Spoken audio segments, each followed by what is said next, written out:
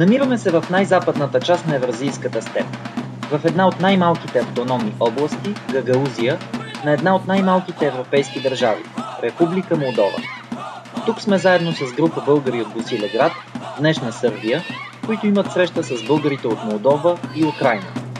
Срещата е повод да се запознаем и с едните, и с другите, както и с техните общи проблеми на българи, живеещи извън пределите на България. Това сътрудничество се получи преди 3 години на един фестивал, който организира фондация Българска памет във Варна, където бяха поканени българските общности в близките съседни страни. И именно там се запознахме с децата от Молдова и техните ръководители. След разпадането на Съветския съюз, бесарабските българи са разделени между Молдова и Украйна. След 1994 те са разделени още веднъж, този път в рамките на самата Молдова. Част от тях попадат в новосъздадената автономна област Гагаузия.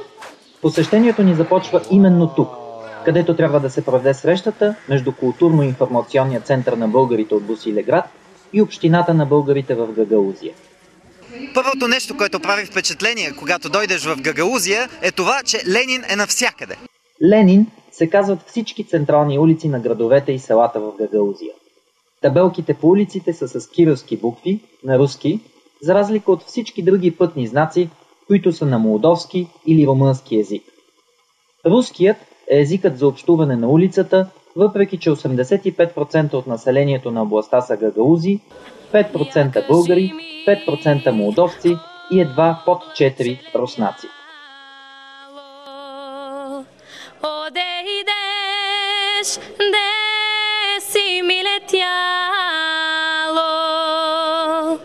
Не видя ли бащини ми двори и не чули майка да говори. Когато се разхождаш по улиците на гагаузската столица Комрат, в главата неволно зазвучават думите на поета на революцията Владимир Маяковски. Ленин живя, Ленин е жив, Ленин ще живее. В тази многонационална постсъветска ситуация обаче, все по-важни за отделните малцинства стават политиките на техните държави майки. Не случайно отношението на България към българите в чужбина бе една от първите обсъждани теми по време на срещата между българите от Западните покрайнини и българите от Бесарабия. Помага ли българската държава на контактите на българите извън територията на България, в конкретния случай в Сърбия, в Молдова и Украйна? Помага, но недостатъчно. Мисля си, че в това отношение може да бъде много по-масирано и по-голямо желание за решаване на отделни проблеми, които касаят всички общности, включително и нашата. Зад камера присъстващите споделят, че Турция има много по-целенасочена политика спрямо Гагаузия и подпомага тюркоезичните християни, каквито са гагаузите, с големи инвестиции. Само в Комрат, столицата на Гагаузия, са открити 2 текстилни фабрики с турски капитал. Отделно, турското правителство е отпуснало 35 милиона евро за развитието на пътната инфраструктура в областта. Веднага след темата за това доколко им помага България, започва обсъждането на проблема за вътрешното разделение на самите български общности зад граница. Имам чувство, че има много разделение групички, но това е характеристично за българите, къде и да са по света, пък и за самата България, че имаме 3 мнения за 2 въпроса, но това си е наш проблем и ние трябва да си го решиме. Българите винаги имали, имат и ще имат май проблеми, защото това е... Не мисля, че само в Молдова.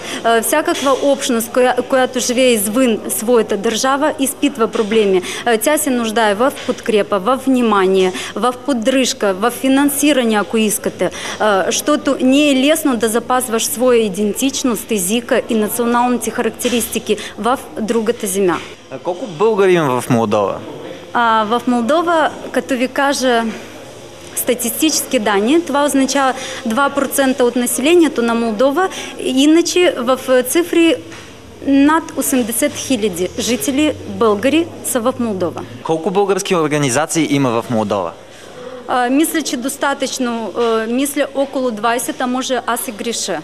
В Гагаузия, на почти 1000 км от София, разбрахме, че положението на българите в Босилеград, който се намира само на няколко километра от българската граница и на 130 км от София, е в много отношения дори по-сложно, отколкото това на сънародниците ни в етнически пъстрата Бесарабия, където се преплитат различни геополитически интереси. Какви са основните проблеми на българите в Босилеград?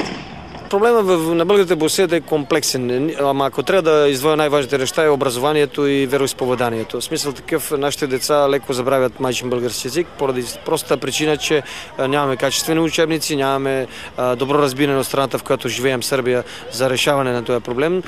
Статута на Сърбия, или по-точно закона, е много красноречив и добър, обаче от хартия до практика се получава голямо разминаване. И именно тук трябва да се опитам да намерим решение.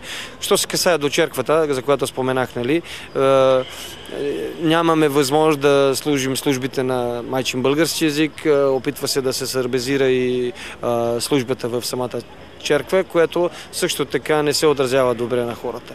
И може би най-важният момент е, че вече това загубено самочувствие на българи мен лично ме притеснява и не искам да съм песимист, но се страхувам, че ако не се вземат мерки, в близко бъдеще ще станем нещо като Македония, а това няма да е добре.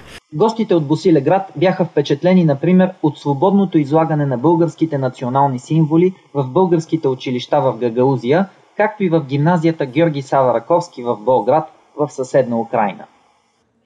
Екипът на TV+ на свой ред беше впечатлен, че Молдовската национална телевизия поддържа няколко предавания на националните езици на етническите малцинства в страната. Предаването на Буджакска вълна в националната телевизия Молдова 1 започва да излиза в ефир от 1986 година. И това беше първата лястовица, която показа примера и на другите предавания, подобни на българското. В момента, започвайки от 90-та година и до сега се запазва редакцията, която се казва Комунитация, и тази редакция прави, освен българско предаване по същия начин на гагаузски език, на украински, на руски, на ромски език, т.е. за циганите, живеещи в Молдова. И имаме и един цикъл от предавания под едно небе, което обхватва всички останалите малцинства, живеещи в Молдова.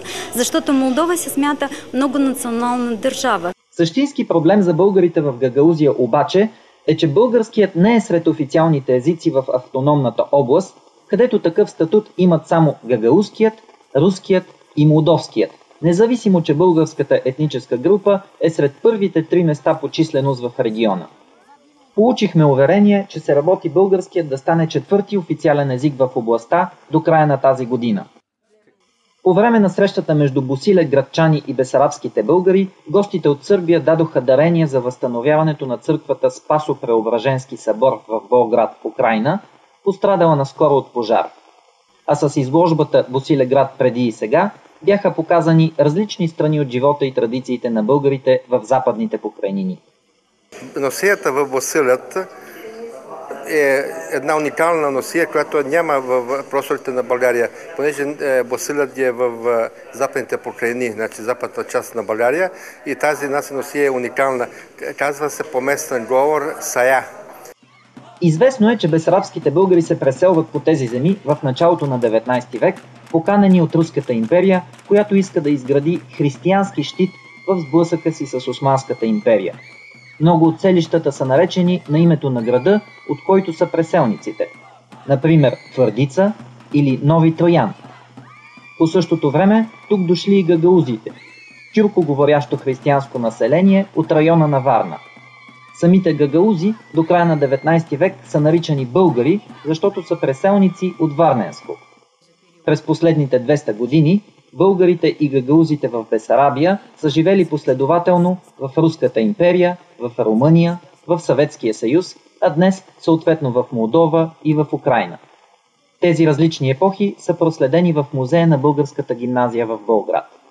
Срещата на различни епохи, етноси и политически интереси в Бесарабия създава впечатлението за многонационална мозайка, която обаче бързо се променя и запазването на различните малцинства в нея не може да стане от само себе си. Ние сме тук българи, но наши българи, как украинци българи. Украински българи. Идентичността на хората тук е многопластова. Украинска, молдовска, румънска, гагаузска, българска и, разбира се, съветска. Не можем да не си зададем въпроса какво ще стане, когато духът на Ленин престане да броди по улиците на Комрат, Болград и другите населени с българи градове в Бесарабия. Какво ще стане, когато руският престане да бъде езикът на общуване по същите тези улици? Как ще се развият молдовският, гагаузският или украинският национализъм в региона?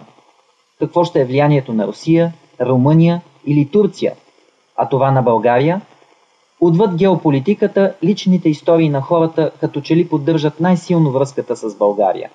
Дъщеря ми в Сливен. Какво прави в Сливен? Ами Сливен, тя се ожени за българин. Да, и аз у нас зимовах там 4 месеца бях там. Диалогът на българите, живеещи извън България, не свършва до тук. Следващата среща на бесарабските българи и на българите от западните покрайнини е на детския великденски фестивал в Босилеград.